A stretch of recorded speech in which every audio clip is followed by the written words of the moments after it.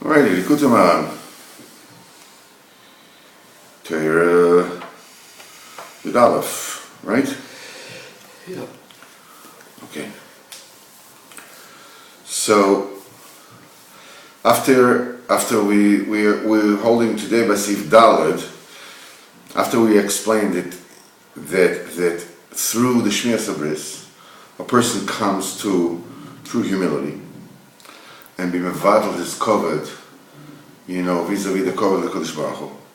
Then he's able to speak illuminated diburim, and when he's speaking illuminated diburim, and he talks the diber Torah in his mouth, and he's learning out loud, his these diburim will shine to him, will illuminate to him to do tshuva. And he'll do more tshuva and more tshuva and more tshuva until he'll be able to understand the Divrei Torah in great depth. Now, the Rebbe is going to explain that this light in the Divrei Torah that shines to the person to do tshuva and where to do tshuva and how to do tshuva is coming from Bechinas Bris. Excuse me, I have to move you. Take care of him, Chaim, Baruch atah Adonai, Eloheinu melech haolam sha'al kol midborim. Takes getting used to drinking coffee without sugar. V'oyer hazeh, says Rabbeinu, that shines to a person to do tshuva, that comes through a person speaking in the Divrei Torah. Ubefchinas tal oires. Tal oires is lamates, is 39 lights. Because it's a of 39. 39 is a very significant number. It is in the lamates melachas of Shabbos, which is lamates melachas hamishkan. It is the typifier, the typifying quality of Yom Chol is Lamates Malachas. So, which are forbidden to do on Shabbos. When a person Chas v'Chalila is chayav lashing, they lash him 39 lashes is Lamates Malchus. On the other hand, that 39 on the flip side of it is called Tal Oires, is Lamates lights. This is a bracha, this is Tal Oires, this is the Tal means dew, like rain, like the dew. That the dew is the resurrection is going to be with the dew, it's going to be, for anything to grow, you need to have the medium, upon which it is growing, and the kernel. So the tal, the dew of the tchiyah is the medium, and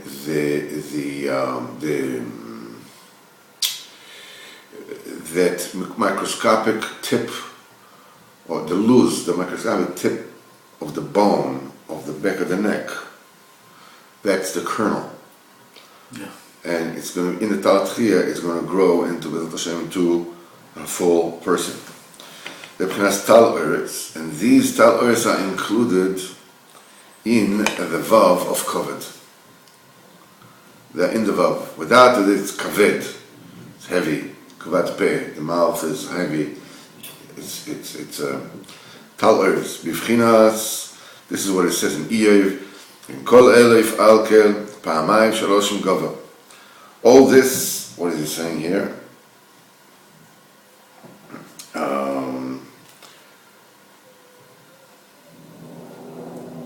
Rashi says over there, Pa'amayim shalosh, a person, Kodesh Baruch Hu miyatzer a person on his averis, in his, when he's ill, in order not to eradicate him.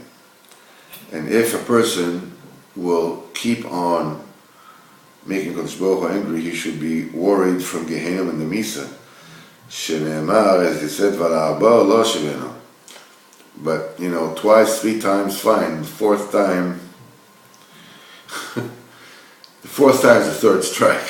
Whatever you want to call it. The fourth strike is balagan.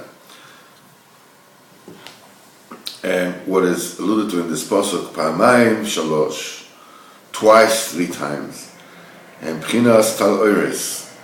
This is Shemilui Shalosh Oisios Rishonos. Means that Tal Oiris, 39 lights, are the fulfilling letters of the 3 first letters of Shem Havaya Baruch Hu. Perush, Rav Moshe says, Shalosh Oisios Shem Havaya, the first 3 letters of Shem Havaya, which is Yud, and then this is K, and then this is Vav. Okay? Mm-hmm. Now, in Miloi Alfin, in other words, when you write the Shem Havaya like this, Yud Vav Dalet is Yud, right? When you fill out the Yud, it has filler letters that you say, but you don't write when you write the Shem Havaya, right? When you say Yud, you're actually saying Yud Vav Dalet, right? When you're saying Hey, in Miloi Alfin, it's one of the fillers in the filling system of the Olamas. There is the filler of Yudin, which is called Miloi Sag, which typifies Olam Atzilis. Is Miloi Av, I'm sorry, Ein Beis is 72. Ein Beis is Atzilus. And then you have the Sag, which is the Bina, and then you have Ma, which is the Miloi Alfin, which is the Tzira, and then you have Ban, which is 52. So in Miloi Alfin, you write Yud Vav Dalet, Hey Aleph, Vav Aleph Vav, Hey Aleph. Means you're filling with the letter Aleph.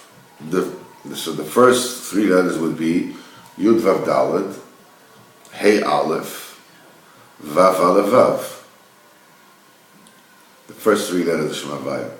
When you take these letters with this filler of Aleph, because you could do it, because when you do it, you could, instead of Aleph, the Yud Vav Dalet remains Yud Vav Dalet all the time. But the Hey and the Vav and the Hey could be Hey Aleph, it could be Hey Hey, it could be Hey Yud. The Vav can be, Vav Vav, Vav Aleph Vav, Vav Yud Vav. And so the last one, so each one is the thing that determines what is the gematria of the whole thing. In Miloi Alfin, when you fill that with Aleph, which is Shema. In other words, the gematria of the whole Shem Havaya, when you put the Alephs in there, comes out to 45, which is Ma. The first 3 letters in this particular conjugation, the gematria of all the letters added together is 39, is Tal. So as it says, Ki Sholosh Oises Rishonos Shem Havaya B'Miloi Alfin and B'gematria Tal. This is Pchinas Tal Oiris. This is the Tal Oiris. V'hem klulim b'avav shel Shem. And they are including in the Vav of the name, right? Because Yud Kei Vav. Yeah. So they're all accumulating, they reside in the Vav. It says, even though it is against the first 3 letters of Shem Havaya, but the first 2 letters shine to the Vav. And they all accumulate and reside in the Vav. So he says, all the Oiris are residing in the Vav. And he says, it is known, he is bringing in B'Shem, I'm not sure B'Shem who is bringing it, but he says like this. It is known that the 2 first letters of Shem Havaya, which is Chochmah Bina, they shine to the Vav of Shem Havaya. because the Shem Vav represents the Zeir Anpin. That's the six spheres from Chesed to the Yesod. And afterwards, the three first letters shines to the last Hey of Shem Havaya, which is the Malchus. So it seems that this is what is being explained over here, that the Vav of the Bris, which includes the Tal Oiris, has to bring it further to the Bechina of Kovod. And this is because it's the same Bechina of the first three letters are included in the Vav, which shines in the head of Bechinas Malchus. Ki Kovod is Malchus. So I don't think we need to visit that because it only confuses us more. And this is what he says, Pa'amayim Shalosh. What is Pa'amayim Shalosh? The Pa'amayim, twice, means the first two letters of Shem Havaya are included in the Shalosh, in the third letter of Shem Havaya, which is Vov. And this is what the pasuk finishes in Gover. What does it mean in Gover? With man, with male. In other words, Shehem, in other words, the 39 lights which are included in the Vav Shel Shem, Klulim Babris, they are included in Gover, they are included in manly, they are included in male. In other words, the Vav of the Kovod, in the Vav of the Kovod, which is a Abchina of Bris, because the Bris is called Gever, man. It becomes Gvura. He says, Ki ish Gvurasai. This is talking about, like the manliness of a man. This is talking about the Bris. Because the Bris is Gvura, that's the might of a man. Val Shem Zeh Nika Bris, this is why it's called Bris. As it says in Boaz, it is made of two words. Boy, Oz. The Oz is the strength is in him. Boy Tukva, that's the resoluteness, that's the might. Because the Bris is Toiga for Gvura. Because a person needs great strength and great might to control and guard the Bris. So we find out like this, that the Tal Oyer is the 39 lights that are included in the Vav of the Shem Havaya. They are also included in the Vav of Bchinas Kovod, when you put the Kovod in. In other words, the Bris. So therefore, it is through the Shmiras HaBris that the person is Zocher to Kovod. A person is putting on himself the Tal Oiris, the 39 lights, and with this he's Zocher that when he's speaking, the Divrei Torah in his mouth, so what is shining to him is this Tal Oiris, this 39 illuminations that are shining for him. So he should know how to do tshuva. And this is when a person guards the Bris. Fine.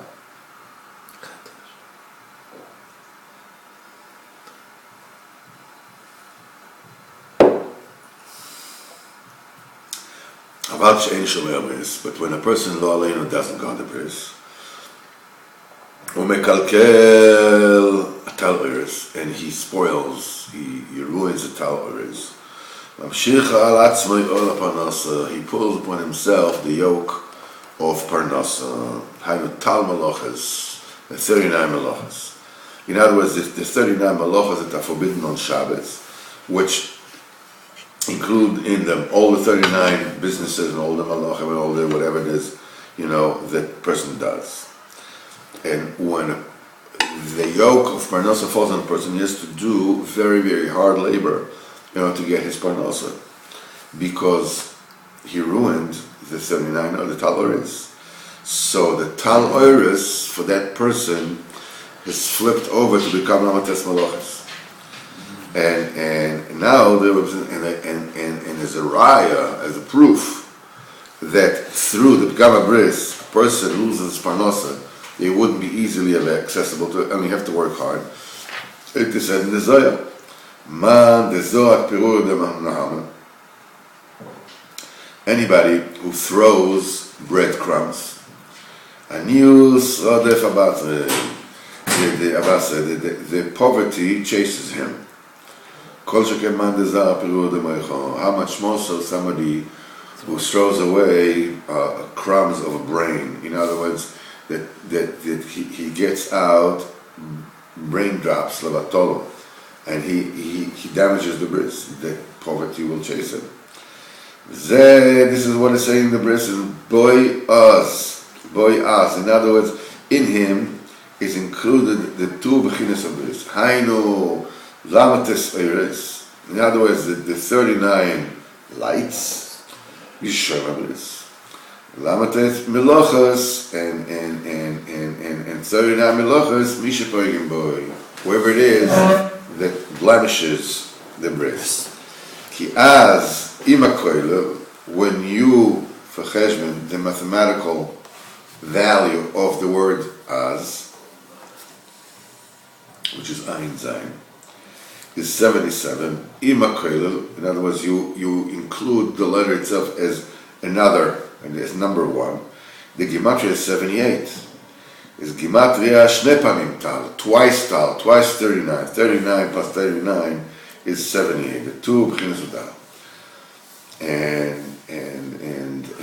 And this Indian that in the bris is talmalochas, both a double-edged sword. It has the two sides of the coin. It is said in the pasuk mishkan twice. Where once. Mishkan. It says twice Mishkan. This alludes to twice Lametes. Why? Because the Lametes Meloches Gavrinu in Mishkan. We learn it from the Mishkan.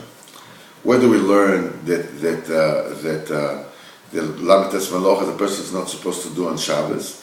We learn from the Melachas Mishkan, what they have to do in the Mishkan. The 39. So Pa'amai Mishkan, twice Mishkan, alludes to twice Lamates. And anybody who is Shem is because he'll say, okay, listen, I see kosher people that have to work very, very hard. He says, even though he does perform the 39 melachas, and b'chinas meleches hamishkan, what he does is meleches hamishkan. I know Mishkan and Vinona, the Mishkan when it is built, because it's Mekadesh to praise. He's Mekadesh the 39 melachas that he's doing Shem Shamayim. What he's doing is he's sifting the good from the bad. That's why it becomes Lamates Eres. This is what the Mishkan was when it was built. The Lamates melachas that were done in him were tremendously sacred. They're tremendously, tremendous value. It's also the more Kodesh the melachas he does are easier, and he doesn't have to work so hard for them. But somebody who damages his bris kodesh, his covenant, his melachas are the Mishkan when it's destroyed. So what he's doing is not an Sheshama, but he's running after money. He has a tivus moment. This is the Mishkan when there's no Kedusha in it. This is 39, flogs. In other words, the Malachas are coming, to flog him. This is what the Malachas do. He has to work very hard, in great difficulty to get his Panosa. This is what it said about the 39 Malchus. 40 he will hit him and not add. What is Yosef? In other Gama Bris. The Gama Bris, Shubchinas Toisov, the is in addition. As we said, the Shmei Bris is Toisvus Kedusha. As we said before, that Kedusha Bris talks about additional Kedusha, add more Kedusha. Does Velo Yosef mean he doesn't add, there's no Kedusha there. In other words, the 40 he will hit him, the Lamites Malchus, it came about the Lo Yosef, because a person didn't guard the bris with the B'chinas Toisvus. Yesterday we learned Shalshut Esoteric, that the Rebbe says that the person has, that the emunah needs to spread to the hands. that the person lifting his hands, is receiving Kedusha. So he should have a Munah in his hands. And we spoke about all this, the person having a Munah in his hands.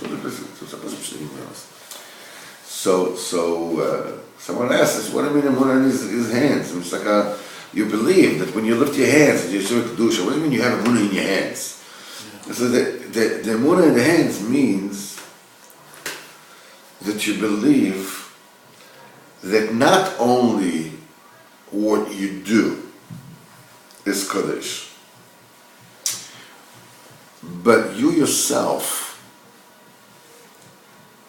are Kodesh. When you're doing what you need to do with your hands. With your hands become Kodesh. We already said that the hands are, Begashmis is Avodah Zarah, Kodesh Livel Semyodi. I did it, I'm smart and I did it. Then we said Beruchnius, Ruchnius, Richnius, I don't know, Rochnius. Yadayim is Tefillah. There's spread and supplication, right? There's Tefillah. Then we say it in turn Vav, there's a higher bechina of that the hands are the remazim b'yam chochma. They are the kelim with which the tzaddikim get their asagas. That they divine them from the sea of eternal wisdom. This is the hands, b'chinas remazim, b'chinas hands. That's remazim. The hands become the hands. And so it was mentioned, but somebody mentioned that somebody says, yeah, you can see in the Avraham Avinu, it says, V'yishlach Avor Mesyadai, in the Akedah, to Sheikh Yitzchok, that V'yishlach, he sent his hand. What do you mean he sent his hand? So Chazal said that and the Tzaddikim said that the hands of Avraham Avinu did only the Ratzon Hashem. The Ratzon Hashem was that he should not Sheikh Yitzchok. So the hand wouldn't go. So Avraham Avinu had to send his hand, to Shecht. He had to send his hand, and so the idea is that when the hands is the mouth is a pei kodesh, you have to have a munah in when you're the way it's supposed to be. You know that your avrim, your physical Metzias is Kodesh, and it's Mekadesh, and it has tremendous ruchnius. You lift your hands. Moshe Rabbeinu lifted his hands. Am Yisrael, was winning whatever the.